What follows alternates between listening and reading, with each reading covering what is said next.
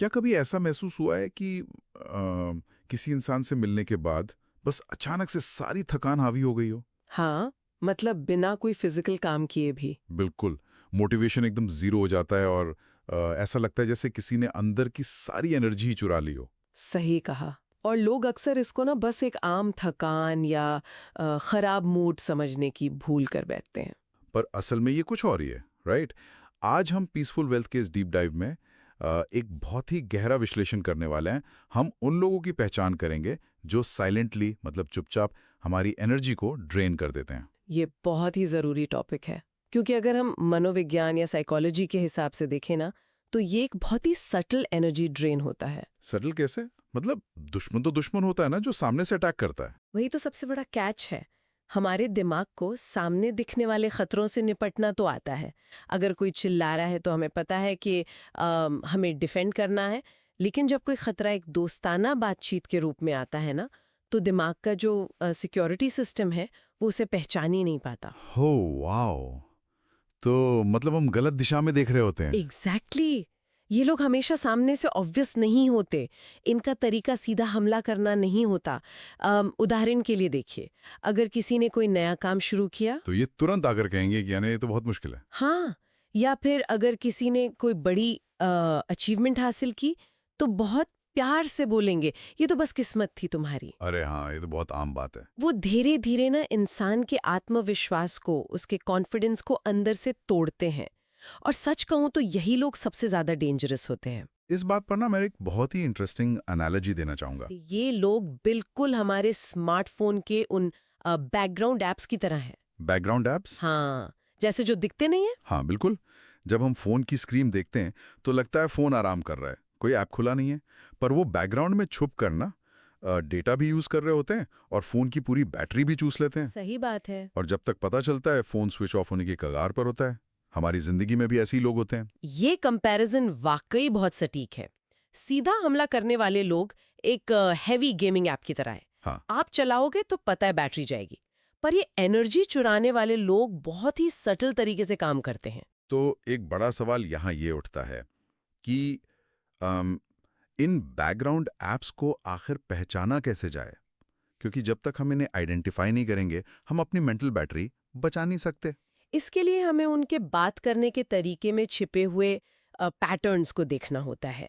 ऐसे लोगों के 5 बहुत ही छुपे हुए संकेत होते हैं। 5 संकेत, तो चलिए एक-एक करके इनको ब्रेक डाउन करते हैं। पहला संकेत क्या है? पहला साइन है हर बात में नेगेटिविटी।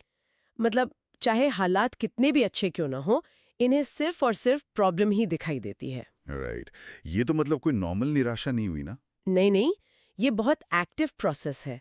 अगर किसी को बहुत बड़ी सक्सेस भी मिली हो ना, तो ये उस पूरी पॉजिटिव पिक्चर में एक छोटी सी काली बिंदी ढूंढ ही लेंगे। जैसे अगर किसी को प्रमोशन मिल जाए, तो कहेंगे बधाई हो, पर अब तो तुम्हारा स्ट्रेस बहुत बढ़ जाएगा, फैमिली लाइफ तो खत्म ही हो जाएगी। एग्जैक्टली। और इसका असर सीधा हमारे दिमाग पर होता है, क्योंकि जब सामने वाला लगातार नेगेटिव बोलता है, तो हमारा दिमाग नेचुरली उसको बैलेंस करने की कोशिश करता है। इसे साइकोलॉजी में कॉग्निटिव लोड कहते हैं। मतलब हमें मेंटली उनकी बात को काटना पड़ता है। हाँ, हमें खुद को और सामने वाले को यकीन दिलाने के लिए अपनी पॉजिटिव एनर्जी खर्च करनी पड़ती है कि नहीं सब ठीक रहेगा। और इस लगातार डिफेंस मोड में रहने की वजह से हम अंदर से थका हुआ महसूस करते हैं। उफ, ये तो बहुत थका देने वाला प्रोसेस है।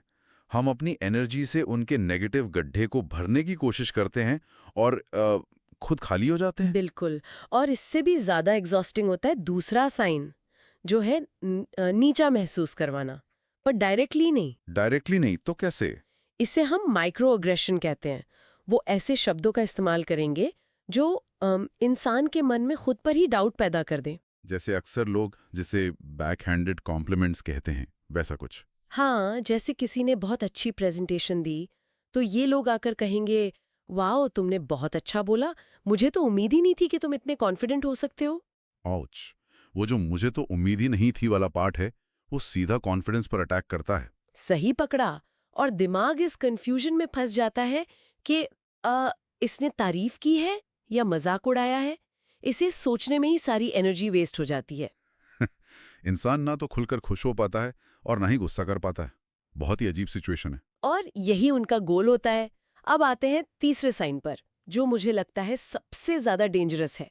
वो है झूठी परवाह या फेक कंसर्न। फेक कंसर्न, ये कैसा होता? ये लोग हमेशा बोलेंगे, देखो मैं तुम्हारे भले के लिए बोल रही हूँ, या फिर मेरा इरादा तुम्हें बुरा फील करवाना नहीं है, पर। वे यहाँ पर मैं थोड़ा पुशबैक देना चाहूँगा, क्योंकि मैं तुम्हारे भले के लिए बोल रहा हूँ, ये सेंटेंस तो हमारे पेरेंट्स, फैमिली वाले या सच्चे दोस्त भी बोलते हैं ना। हाँ, बोलते हैं। तो अगर किसी को वाकई कोई कड़वी बात कहनी हो तो वो यही बोलता है। एक इंसान को कैसे समझ आएगा कि ये असली फिक्र है या फिर मीठी छुरी चलाई जा रही है? ये बहुत ही वैलिड पॉइंट है। असली फिक्र और झूठी परवाह के बीच का जो फर्क है ना, वो उनके इरादे और रिजल्ट में छिपा होता है। थोड़ा और क्लियरली समझाइए इसको। देखिए, जो इंसान सच में फिक्र करता है, वो अगर कोई प्रॉब्लम बताएगा तो उसके साथ सल्यूशन भी देगा। वो उस मुश्किल वक्त में साथ खड़ा रहेगा। राइट। लेकिन जो झूठी परवाह दिखा रहा है, उसका गोल सिर्फ डर और इनसिक्योरिटी पैदा करना होता है। वो बस कोई डरावनी बात बोलकर निकल जाएगा। उनका असली मकसद सेफ रखना नहीं, बल्कि सामने वाले को कंट्रोल करना और आगे बढ़ने से रोकना होता है। अरे वाह, ये तो बहुत क्लियर डिफरेंस है। असली फिक्र सॉल्यूशन देती है और झूठी परवाह सिर्फ डर पैदा करके छोड़ देती है। ये तो पूरा एक इमोशनल भवंडर है। बिल्कुल। और इस भंवर से निकलना बहुत मुश्किल होता है। अब चौथा साइन देखते हैं, जो है गॉसिप और कंप्लेन करना। ओफ, ये तो हर जगह देखने को मिलते हैं। जो लोग हर वक्त बस दूसरों की बुराई करते हैं। हाँ, हर चीज की शिकायत करना उनका नेचर बन जाता है। लेकिन इसमें इंटरेस्टिंग बात यह है कि किसी तीसरे इंसान की बुराई सुनने से हमारी एनर्जी क्यों ड्रेन होती है? इसके पीछे एवोल्यूशनरी साइकोलॉजी काम करती है। एवोल्यूशनरी साइकोलॉजी, वो कैसे? जब कोई आपके पास बैठकर किसी और की बुराई करता है ना, तो आपका दिमाग सबकॉन्शियसली एक थ्रेट डिटेक्शन मोड में चला जाता है। अच्छा। दिमाग हिसाब लगाता है कि अगर ये मेरे सामने किसी और की इतनी बुराई कर रहा है, तो इस बात की पूरी गारंटी है कि मेरे पीठ पीछे ये मेरी भी बुराई करेगा। ओह, मतलब ये सिर्फ टाइम वेस्ट नहीं है, हमारा दिमाग एक सर्वाइवल रिस्पॉन्स ट्रिगर कर देता है कि भाई अलर्ट हो जाओ। एग्जैक्टली। और सर्वाइवल मोड में रहने के लिए बहुत एनर्जी चाहिए होती है। हमें लगातार अलर्ट रहना पड़ता है कि हम उनके सामने क्या बोल रहे हैं, कितनी पर्सनल बातें शेयर कर रहे हैं। हाँ, एक सेफ बाउंड्री बनाने के चक्कर में सारी मेंटल कैलोरीज बर्न हो जाती हैं। हम उनका इमोशनल कचरा अपने दिमाग में डाल लेते हैं। वो एक तरह से दिमाग को अपना डस्टबिन बना लेते हैं। सही बात है। और अब पांचवा संकेत। पांचवा और आखिरी संकेत है विक्टिम माइंडसेट। मतलब जो हमेशा खुद को पीड़ित बताते हैं, जो हमेशा रोते रहते हैं कि मेरे साथ ही बुरा क्यों होता है। हाँ, इनकी जिंदगी में जो भी गलत होता है, इनके हिसाब से उसका रीजन हमेशा कोई और होता है। कभी हालात, कभी लोग, कभी किस्मत। पर इससे हमारी एनर्जी कैसे चोरी होती है? क्योंकि जब कोई खुद को इतना हेल्पलेस दिखाता है ना, तो सामने वाले के अंदर नेचुरली एक सेवियर या मसीहा बनने की फीलिंग आ जाती है। इंसान सोचता है कि मैं इसकी मदद करूं, इसे इस प्रॉब्लम से निकालूं। इस पर मुझे एक बहुत जबरदस्त कंपैरिजन याद आ रहा है। हाँ, ये बिल्कुल एक टूटी हुई वेंडिंग मशीन की तरह है। टूटी हुई वेंडिंग मशीन कैसे? देखिए, हम उस मशीन में अपनी सिंपैथी, अपनी एनर्जी और सॉल्यूशंस के सिक्के डालते जाते हैं, ये सोचकर कि अब कोई पॉजिटिव रिजल्ट आएगा, सामने वाला बेहतर फील करेगा। राइट? पर वो सिक्का सीधा नीचे गिर जाता है। मशीन कुछ नहीं देती, हमेशा एम्प्टी ही दिखाती है। क्योंकि सच तो यह है कि वो इंसान अपनी प्रॉब्लम सॉल्व ही नहीं करना चाहता। वाओ, ये एनालॉजी तो बिल्कुल परफेक्टली फिट बैठती है। आप उन्हें कितने भी अच्छे आइडियाज दे दें, उनका एक ही जवाब होगा, हाँ बात तो सही है, पर मेरे केस में ये काम नहीं करेगा। हाँ, तुम नहीं समझोगे मेरी प्रॉब्लम। बिल्कुल, वो सोल्यूशन चाहते ही नहीं है।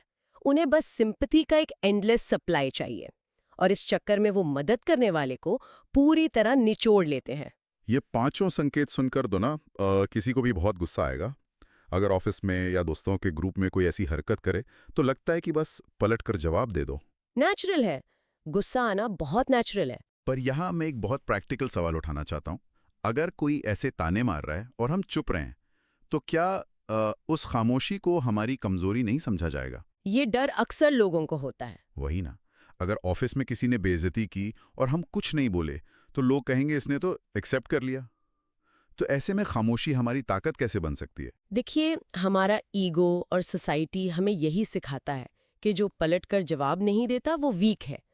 लेकिन यहाँ हमें डर की खामोशी और एक स्मार्ट डिप्लोमेटिक खामोशी के बीच का फर्क समझना पड़ेगा। स्मार्ट खामोशी। हाँ, ऐसे लोगों से बहस करने का मतलब है अपनी बची कुची एनर्जी भी उन्हें दे देना।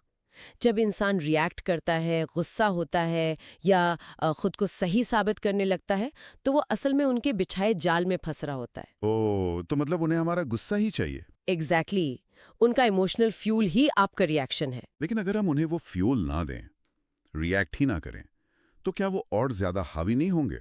उल्टा वो घबरा जाते हैं। जब कोई इमोशनल रिएक्शन नहीं मिलता, तो पावर बैलेंस आपके हाथ में आ जाता है। कोई एग्जाम्पल देके समझाइए इसको। मान लीजिए ऑफिस में किसी ने कहा, प्रेजेंटेशन तो ठीक थी, लगता है बॉस का मूड अच्छा था आज। अब इस पर भड़कने की जगह अगर कोई सिर्फ एक काम स्माइल के साथ शुक्रिया बोलकर अपने काम में लग जाए, तो सामने वाले का वेपन ही बेकार हो गया। बिल्कुल। रिएक्ट ना करना वीकनेस नहीं है, ये एक बहुत ही well thought out psychological strategy है। आप उन्हें वो चारा ही नहीं दे रहे जिससे वो निगलने की उम्मीद कर रहे थे। ये बात तो एकदम पॉइंट की है। रिएक्शन नहीं देना यानी उनकी पावर खत्म करना। लेकिन ये तो उस मोमेंट की बात हुई। लॉन्ग टर्म में खुद को बचाकर कैसे रखा जाए? क्योंकि बोलना आसान है कि दिल पर मत लो, पर असल जिंदगी में जब कोई अपना रिलेटिव ताने मारता है ना, तो दिल पर लग ही जाता है। सही कहा। इसीलिए सिर्फ रिएक्ट ना करना काफी नहीं है, हमें कुछ प्रैक्टिकल स्टेप्स लेने पड़ते हैं। और इसमें सबसे पहला कदम है इमोशनल डिस्टेंस मेंटेन करना। इमोशनल डिस्टेंस मतलब फिजिकली तो हम दूर जा नहीं सकते हमेशा। हाँ, फिजिकली हमेशा अवॉइड नहीं कर सकते, पर मेंटली एक दीवार बनाई जा सकती है। जब कोई रिलेटिव ऐसी चुभने वाली बात कहे, तो एक लंबी सांस लीजिए और सिचुएशन को एक एंथ्रोपोलॉजिस्ट या मानव विज्ञानी की तरह ऑब्जर्व कीजिए। एक एंथ्रोपोलॉजिस्ट की तरह? ये थोड़ा फनी और इंटरेस्टिंग लग रहा है। मतलब हम उन्हें एक इंसान की जगह एक अजीब प्रजाति की तरह देखें जो कुछ अजीब हरकतें कर रही है। अरे बिल्कुल, कुछ हद तक वैसा ही। उनकी बातों को पर्सनल लेने के बजाय ये सोचिए कि ये इंसान अंदर से कितना इनसिक्योर है कि इसको दूसरों को नीचा दिखा के शांति मिल रही है। वाह, ये पर्सपेक्टिव चेंज करने से तो सच में उनका ताना एक अटैक लगने के बजाय उनकी खुद की कमजोरी दिखने लगेगी। एग्जैक्टली इससे आपकी फीलिंग्स हर्ट नहीं होंगी। उसके बाद जो दूसरा स्टेप आता है वो है बाउंड्री सेट करना। और यहाँ पर सबसे बड़ी दीवार बनती है गिल्ट या अपराध बोध। हाँ, गिल्ट। जब हम किसी फैमिली मेंबर या पुराने दोस्त को टाइम देने से मना करते हैं तो लगता है हम बहुत सेल्फिश हो गए हैं। और इसी गिल्ट का यूज सोसाइटी हमें ओबीडियंट बनाने के लिए करती है। पर हमें सोचना होगा कि अपनी एनर्जी बचाना सेल्फिश नहीं है, ये हमारी सबसे बड़ी रिस्पॉन्सिबिलिटी है। हर किसी को अपनी लाइफ का, अपने टाइम का एक्सेस देना जरूरी नहीं होता। राइट। अगर कोई लगातार कंप्लेन कर रहा है तो हम ब्लंटली बोल सकते हैं ना कि देखो, इस बारे में हम पहली बात कर चुके हैं और कोई सोल्यूशन नहीं निकल रहा। बिल्कुल बोल सकते हैं। और तीसरा स्टेप यहीं से निकलता है, लिमिटेड इंटरैक्शन। अगर ऐसे लोग बहुत क्लोज हैं जिन्हें लाइफ से कंप्लीटली कट नहीं कर सकते, तो बातचीत को बहुत ही टू द पॉइंट रखिए। मतलब सिर्फ काम की बात, अपने नए प्लान्स या वीकनेस उन्हें मत बताओ। हाँ, जितनी कम इन्फॉर्मेशन उनके पास होगी, उसे वेपन की तरह यूज करने के लिए उनके पास उतना ही कम बारूद होगा। और इसका चौथा और सबसे पावरफुल स्टेप है स्मार्ट इग्नोर करना। स्मार्ट इग्नोर मतलब हर बात का जवाब देना जरूरी नहीं है। बिल्कुल नहीं। इस पर ना मुझे एक बहुत ही मॉडर्न और रिलेटेबल उदाहरण याद आ रहा है। ये स्मार्ट इग्नोर बिल्कुल उन अनचाहे स्पैम ईमेल्स की तरह है। स्पैम ईमेल्स, अच्छा, जैसे जो इनबॉक्स में आते हैं कि लॉटरी लग गई। हाँ हाँ, वही। सोचो, एक ईमेल आया कि आप 1 करोड़ जीत गए हैं, बैंक डिटेल्स दीजिए, या फिर आपका अकाउंट हैक हो गया है। क्या हम उस ईमेल को ओपन करके रिप्लाई करते हैं कि तुम झूठे हो, ये फ्रॉड है? बिल्कुल नहीं, वो तो सबसे बड़ी बेवकूफ़ी होगी। एकदम। क्योंकि हमें पता है कि अगर ईमेल खोला या लिंक पर क्लिक किया तो वायरस हमारे ही कंप्यूटर में आएगा, हमारा ही टाइम और दिमाग खराब होगा।